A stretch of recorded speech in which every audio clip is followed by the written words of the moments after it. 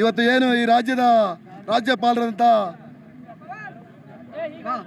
ಕೇಂದ್ರದ ಏಜೆಂಟ್ ಆದಂಥ ರಾಜ್ಯಪಾಲರು ಇವತ್ತು ಏನು ಸನ್ಮಾನ್ಯ ರಾಜ್ಯದ ಮುಖ್ಯಮಂತ್ರಿಗಳಾಗಿ ಒಳ್ಳೆ ಯಶಸ್ಸಿನ ಅಧಿಕಾರವನ್ನು ಮಾಡ್ತಾ ಇರ್ತಕ್ಕಂಥ ಸಿದ್ದರಾಮಯ್ಯ ವಿರುದ್ಧವಾಗಿ ಪ್ರಾಸಿಕ್ಯೂಷನ್ಗೆ ಅನುಮತಿಯನ್ನು ಕೊಟ್ಟಿರ್ತಕ್ಕಂಥದ್ದು ನಮ್ಮೆಲ್ಲರೂ ಇವತ್ತು ಅದನ್ನು ಖಂಡಿಸಲಿಕ್ಕೆ ಅದರ ವಿರುದ್ಧವಾಗಿ ಹೋರಾಟ ಮಾಡಲಿಕ್ಕೆ ನಾವು ಈ ದಿವಸ ಒಂದು ಪ್ರತಿಭಟನೆ ಮುಖಾಂತರ ಮಾಡ್ತಾ ಇದ್ದೀವಿ.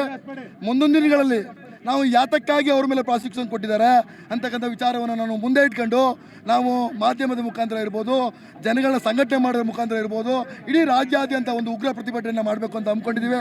ಈಗಾಗಲೇ ಏನು ಮುರುಗೇಶ್ ನಿರಾಣಿ ಇರ್ಬೋದು, ಕುಮಾರಸ್ವಾಮಿ ಇರ್ಬೋದು, ಶಶಿಕಾಂತ್ ಜೊಲ್ಲೆ ಇರ್ಬೋದು, ಇಷ್ಟೆಲ್ಲ ಹಗರಣಗಳು ಮಾಡಿ ಈಗಾಗಲೇ 550 ಎಕರೆ ಗಣಿ ಒಂದು ಹಗರಣಕ್ಕೆ ಸಿಕ್ಕೊಂಡಿರ್ತಕ್ಕಂಥ ಕೇಂದ್ರ ಮಂತ್ರಿ ಕುಮಾರಸ್ವಾಮಿ ಅವರ ವಿರುದ್ಧವಾಗಿ ಲೋಕಾಯುಕ್ತರು ಪ್ರಾಸಿಕ್ಯೂಷನ್ ಅನುಮತಿಯನ್ನು ಕೇಳಿದ್ರು ಸಹ ನಮ್ಮ ರಾಜ್ಯಪಾಲರು ಕೊಡದೆ ಆ ಒಂದು ಕಡತಗಳನ್ನ ಒಂದು ಮೂಲೆಗೆ ಬಿಸಾಕಿ, ಅದು ಶಶಿಕಾಂತ್ ಜೊಲ್ಲೆ ಅವರ ಕಡತವನ್ನು ಮೂಲೆಗೆ ಬಿಸಾಕಿ, ಮುರುಗೇಶ್ ನಿರಾಣಿ ಅವರ ಅದನ್ನು ಮೂಲೆಗೆ ಬಿಸಾಕಿ ಏನಿವತ್ತು ಉತ್ತಮವಾದಂಥ ಕರ್ನಾಟಕ ಆಡಳಿತವನ್ನು ಕೊಡ್ತಾ ಇರ್ತಕ್ಕಂಥ ಸನ್ಮಾನ್ಯ ಸಿದ್ದರಾಮಯ್ಯನವರು ಬಡವರ ಪರವಾಗಿ, ಶೋಷಿತರ ಪರವಾಗಿ ಧ್ವನಿ ಎತ್ತೇ ಇರ್ತಕ್ಕಂಥ ಸಣ್ಣ ಕುಟುಂಬಗಳ ಪರವಾಗಿ, ಅಹಿಂದ ಪರವಾಗಿ, ಏನು ಸಾಮಾನ್ಯ ಬಡವರ್ಗದ ಪರವಾಗಿ ಒಂದು ಯೋಜನೆಗಳನ್ನು, ಉತ್ತಮವಾದ ಯೋಜನೆ ಕೊಟ್ಕೊಂಡು, ಗ್ಯಾರಂಟಿಗಳನ್ನ ಕೊಟ್ಕೊಂಡು ಸರ್ಕಾರ ನಡೆಸ್ತಾ ಇದ್ದಾರೆ. ಅದರ ವಿರುದ್ಧವಾಗಿ ಇವತ್ತು ಅವ್ರನ್ನ ಹೆಂಗಾದ್ರೂ ಮಾಡಿ ಅವ್ರಿಗೆ ಕಪ್ಪು ಮಸಿಯನ್ನು ಬೆಳಿಬೇಕು ಅಂತೇಳಿ ಜನಗಳಿಗೆ ದಾರಿ ತಪ್ಪತಕ್ಕಂಥ ಕೆಲಸವನ್ನು ಮಾಡಿ ಇವತ್ತು ರಾಜ್ಯಪಾಲರು ಯಾವುದೋ ಬ್ಲ್ಯಾಕ್ ಮೇಲ್ ಹಬ್ರಾಮ್ ಕೊಟ್ಟಿರ್ತಕ್ಕಂಥ ದೂರಿನ ಮೇಲೆ ಪ್ರಾಸಿಕ್ಯೂಷನ್ಗೆ ಇವತ್ತು ಕೊಟ್ಟಿದ್ದಾರೆ. ಅದು ಕಾನೂನು ಬಾಹಿರವಾಗಿದೆ, ಕಾನೂನಿಗೆ ವಿರುದ್ಧವಾಗಿದೆ, ಸಾಮಾಜಿಕ ನ್ಯಾಯದ ಪರವಾಗಿ ವಿರುದ್ಧವಾಗಿದೆ. ಹಾಗಾಗಿ ಇವತ್ತು ಸಾಮಾಜಿಕದ ಪರವಾಗಿ, ನ್ಯಾಯದ ಪರವಾಗಿ, ಬಡವರ ಪರವಾಗಿ ಹೋರಾಟ ಮಾಡ್ತಾ ಇರ್ತಕ್ಕಂಥ ಸನ್ಮಾನ್ಯ ಸಿದ್ದರಾಮಯ್ಯನವರ ವಿರುದ್ಧವಾಗಿ ಕೊಟ್ಟಿರ್ತಕ್ಕಂಥ ಒಂದು ಈ ಪ್ರಾಸಿಕ್ಯೂಷನ್ನ ನ್ಯಾಯಾಲಯದಲ್ಲಿ ನಾವು ಪ್ರಶ್ನೆನೂ ಮಾಡ್ತೀವಿ. ಅದೇ ರೀತಿ ಜನತಾ ನ್ಯಾಯಾಲಯದ ಮುಂದೆ ಮಡಗ್ತೀವಿ. ಜನತಾ ನ್ಯಾಯಾಲಯ ಇವತ್ತು ತೀರ್ಪು ಕೊಟ್ಟು ನಮಗೆ 136 ಜನಗಳು ಶಾಸಕರನ್ನ ಆರಿಸಿ ಈ ರಾಜ್ಯದಲ್ಲಿ ಉತ್ತಮ ಆಡಳಿತವನ್ನು ಕೊಡಿ ಅಂತೇಳಿ ಸಿದ್ದರಾಮಯ್ಯನವರು ಮುಖ್ಯಮಂತ್ರಿ ಮಾಡಿರ್ತಕ್ಕಂಥದ್ದು. ಇಡೀ ರಾಜ್ಯದ 136 ಶಾಸಕರು, ಇಡೀ ರಾಜ್ಯದ ಸಚಿವ ಸಂಪುಟ ಸದಸ್ಯರುಗಳು, ಇಡೀ ಕಾಂಗ್ರೆಸ್ ಪಕ್ಷದ ಹೈಕಮಾಂಡ್ ಇವತ್ತೆಲ್ಲರೂ ಸಹ ಸಿದ್ದರಾಮಯ್ಯನವರ ಬೆನ್ಗಿದ್ದಾರೆ. ಅದೇ ರೀತಿ ಅದಕ್ಕಿಂತ ಹೆಚ್ಚಾಗಿ ಸಾಮಾನ್ಯ ಜನಗಳು, ಬಡ ಜನಗಳು ಇವತ್ತು ಸಿದ್ದರಾಮಯ್ಯನ ಪರವಾಗಿ, ಎಲ್ಲ ಶೋಷಿತ ವರ್ಗದವರು ಸಹ ಇವತ್ತು ಸಿದ್ದರಾಮಯ್ಯನವರ ಪರವಾಗಿದ್ದಾರೆ.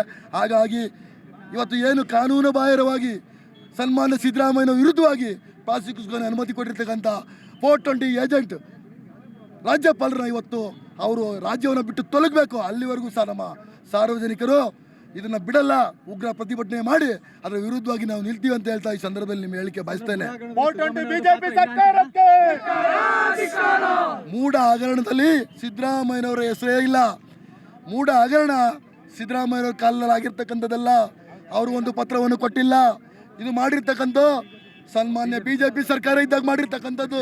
ಬಿಜೆಪಿ ಅವರು ಅಧ್ಯಕ್ಷರಾಗಿದ್ದರು ಮೂಢ ಸಭೆಯಲ್ಲಿ ತೀರ್ಮಾನ ಮಾಡಿ 50-50 ಅನುಮತವನ್ನು ಜಾರಿಗೆ ತಂದವರು ಬಿಜೆಪಿ ಅವರು. ಮಾನ ಮರ್ಯಾದಿದ್ರೆ ಬಿಜೆಪಿ ಅವರು. ಇವತ್ತು ಎಲ್ಲರೂ ರಾಜೀನಾಮೆ ಕೊಟ್ಟು ಮನೆಗೆ ಹೋಗಬೇಕು. ಹೋರಾಟ ಮಾಡೋಕ್ಕೆ ಯಾರು ಬಂದವರು? ಬಿಜೆಪಿ ಅವರು. ನಮ್ಮ ಸರ್ಕಾರದಲ್ಲಿ ಮಾಡಿರ್ತಕ್ಕಂಥದ್ದು ಅದಕ್ಕೆಲ್ಲ ಹೊಣೆ ಬಿಜೆಪಿ ಸರ್ಕಾರದಲ್ಲಿ ಅವತ್ತು ಯಾರು ಹಿಂದಿನ ಮುಖ್ಯಮಂತ್ರಿಗಳಾಗಿದ್ದರು, ಮೂಢ ಅಧ್ಯಕ್ಷರಾಗಿದ್ದರು, ಅದಕ್ಕಿಂತ ಹೆಚ್ಚಾಗಿ ಯಾರು ಮಿನಿಸ್ಟರ್ ಆಗಿದ್ರು ಅವರೆಲ್ಲ ಸೇರಿ ಕ್ಯಾಬಿನೆಟ್ ಸಭೆಯಲ್ಲಿ ತೀರ್ಮಾನ ಮಾಡಿ ಈ ಒಂದು 50-50 ಅನುಮತವನ್ನು ಜಾರಿಗೆ ತಂದಂಥವ್ರು ಅವರೆಲ್ಲ ಕಾರ್ಯಕರ್ತರಿಗೆ ಒಳ್ಳೇದಾಗಲಿ ಅಂತೇಳಿ ಸಿದ್ದರಾಮಯ್ಯನವ್ರಿಗೆ ಒಳ್ಳೇದಾಗಲಿ ಅಂತ ತಂದಿರೋದಲ್ಲ. ಸಿದ್ದರಾಮಯ್ಯನವರು 3 ಎಕರೆ 14 ಗುಂಟೆ ಜಾಗ ಹೋಗಿದೆ. ಆ ಜಾಗಕ್ಕೆ ಅವರ ಪತ್ನಿಗೆ ಜಾಗ ಕೊಟ್ಟಿರ್ತಕ್ಕಂಥ ಹೊರತು ಇದು ಯಾವುದೇ ಬಾಹಿರ ಅಲ್ಲ, ಕಾನೂನು ಬಾಹಿರ ಅಂತ ಹೇಳಲಿಕ್ಕೆ ಬಯಸ್ತೇನೆ. ಅದೇ ರೀತಿ ಇವತ್ತು ಯಾತಕ್ಕಾಗಿ ಇವರು ಪ್ರಾಸಿಕ್ಯೂಷನ್ ಕೊಟ್ಟಿದ್ದಾರೆ, ಯಾವ ಧ್ವನಿಯನ್ನು ಹತ್ತಿಕ್ಲಿಕ್ಕೆ ಕೊಟ್ಟಿದ್ದಾರೆ? ಸಿದ್ದರಾಮಯ್ಯನವರು ಶೋಷಿತರ ವರ್ಗದ ಪರವಾಗಿ, ಬಡವರ ಪರವಾಗಿ, ದೀನದಲಿತರ ಪರವಾಗಿ, ನ್ಯಾಯದ ಪರವಾಗಿ, ಸಾಮಾಜಿಕದ ಪರವಾಗಿ ನ್ಯಾಯವನ್ನು ಎತ್ತಿರ್ತಕ್ಕಂಥ ಒಬ್ಬ ರಾಜ್ಯದ, ದೇಶದ ಯಾರು ಒಬ್ಬ ಮುಖ್ಯಮಂತ್ರಿ ಇದ್ದರೆ ಅದು ಸನ್ಮಾನ್ಯ ಸಿದ್ದರಾಮಯ್ಯನವರು. ಇವತ್ತೇನು ಅವ್ರ ವಿರುದ್ಧವಾಗಿ ಪ್ರಾಸಿಕ್ಯೂಷನ್ ಅನುಮತಿಯನ್ನು ಕೊಟ್ಟಿರ್ತಕ್ಕಂಥ ರಾಜ್ಯಪಾಲರು ಕೂಡಲೇ ಬರು ಪರಿಶೀಲನೆ ಮಾಡಿ ಹಿಂಪಡಿಬೇಕು. ಅಲ್ಲಿವರೆಗೂ ನಮ್ಮ ಹೋರಾಟ ನಿಲ್ಲಲ್ಲ ಅಂತ ಹೇಳಲಿಕ್ಕೆ ನಿಮ್ಮ ಮಾಧ್ಯಮದ ಮುಖಾಂತರ ಬಯಸ್ತೇನೆ.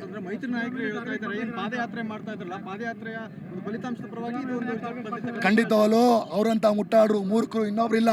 ಬಿಜೆಪಿಯವರು ಆಗಿರ್ಬೋದು, JDSನವರು ಆಗಿರ್ಬೋದು, ಯಾರ ಕಾಲದಲ್ಲಿ ಅದು ಹಗರಣ ಆಗಿದೆ, ಯಾರು ಮಾಡಿರ್ತಕ್ಕಂಥವ್ರು ಅದನ್ನ ಯಾಕೆ ಚಕಾರ ಎತ್ತಲ್ಲ? ಇವರು ಮಾನ ಮರುವಾದಿಗೆ ಬಟ್ಟೆ ಹಾಕಿಲ್ವಾ? ಮಾನ ಮರುವಾದಿ ಇಲ್ವಾ ಅವ್ರಿಗೆ ಕಿಂಚಿತ್ತಾರು ಮಾನ ಮರುವಾದಿ ಇದ್ರೆ, ಸ್ವಾಭಿಮಾನಕ್ಕೋಸ್ಕರ ಜನಗಳ ಪರವಾಗಿ ಇದ್ರೆ ಅವರು ಕೂಡಲೇ ಎಲ್ಲ ಶಾಸಕರನ್ನು ರಾಜೀನಾಮೆ ಕೊಡಬೇಕು ಅವರು. ಯಾಕೆಂದರೆ ಬಿಜೆಪಿ ಸರ್ಕಾರ ಇದ್ದಂಥ ಸಂದರ್ಭದಲ್ಲಿ ಇದಾಗಿರ್ತಕ್ಕಂಥದ್ದು. ಸಿದ್ದರಾಮಯ್ಯನವರು ಅಧಿಕಾರದಲ್ಲಿ ಇರಲಿಲ್ಲ. ಅವರು ಒಬ್ಬ ಸ್ವಾಭಿಮಾನಿ, ಬಡವರ ಪರವಾಗಿ ಹೋರಾಟ ಮಾಡಿರ್ತಕ್ಕಂಥ ಸಿದ್ದರಾಮಯ್ಯನವರು ಯಾವತ್ತೂ ಸಹ ನನಗೆ ಹಣ ಆಸ್ತಿ ಬಗ್ಗೆ ವ್ಯಾಮೋಹ ಇದ್ದಿದ್ರೆ 2013ರಲ್ಲಿ ಮುಖ್ಯಮಂತ್ರಿ ಆದ ಸಂದರ್ಭದಲ್ಲಿ ಅವ್ರು ಯಾವ್ದು ಬೇಕಾದ್ ಪಡ್ಕೋಬೋದಿತ್ತು. ಆದರೆ ನಾನು ಮುಖ್ಯಮಂತ್ರಿ ಆಗಿರೋರಿಗೆ ಅದು ನನಗೆ ಬೇಡ ಅಂತೇಳಿ ಅಲ್ಲಿವರೆಗೆ ತಗೊಂಡಿಲ್ಲ. ಇವರು BJPಯ ಏನು ಶಾಸಕರುಗಳು, ಕ್ಯಾಬಿನೆಟ್ ಮಂತ್ರಿಗಳು ಅವರವರ ಸಂಬಂಧಿಕರಿಗೆ ಮಾಡ್ಕೊಳ್ಳೋಕ್ಕೋಸ್ಕರವಾಗಿ ಕ್ಯಾಬಿನೆಟ್ ಸಭೆಯಲ್ಲಿ ತೀರ್ಮಾನವನ್ನು ಮಾಡಿ 50-50 ಅನುಮತವನ್ನು ಜಾರಿಗೆ ತಂದಂಥವ್ರು BJP ಸರ್ಕಾರದವರು. ಇವರು ಇವತ್ತು ಹೋರಾಟ ಮಾಡ್ತಾರೆ, ಮಾನ ಮರುವುದಿಲ್ಲ, ಬೆಂಗಳೂರಿಂದ ಮೈಸೂರು ಪಾದಯಾತ್ರೆ ಬರ್ತಾರೆ. ನಮ್ಮ ಸರ್ಕಾರದಾಗಿದೆ ಅಂತೇಳಿ ಅವರು ಮಾನ ಮರುವುದಿಗೆ ಬಟ್ಟೆ ಹಾಕಿದರೆ ಅವರು ಅವತ್ತೇ ಅಲ್ಲಿಂದ ಹೋಗ್ಬೇಕಾಯ್ತು ವಾಪಸ್ಸು. ಅವ್ರಿಗೆ ಕಿಂಚಿತ್ತು ಮಾನ ಮರುವುದಿಲ್ಲ, ಬಡವ್ರ ಬಗ್ಗೆ ಕಾಳಜಿ ಇಲ್ಲ, ಶೋಷಿತರ ಬಗ್ಗೆ ಕಾಳಜಿ ಇಲ್ಲ. ಧರ್ಮವನ್ನು ಎತ್ತಿ ಕಟ್ಟಿ ಹೊಡಿತಕ್ಕಂಥ ಒಂದು ಮನಸ್ಥಿತಿ ಇರ್ತಕ್ಕಂಥವ್ರು ಅವರು ವಿನಃ ಸಾಮಾಜಿಕದ ಪರವಾಗಿ ಯಾವತ್ತೂ ಹೋರಾಟ ಮಾಡಿಲ್ಲ, ನ್ಯಾಯದ ಪರವಾಗಿ ಹೋರಾಟ ಮಾಡಿಲ್ಲ.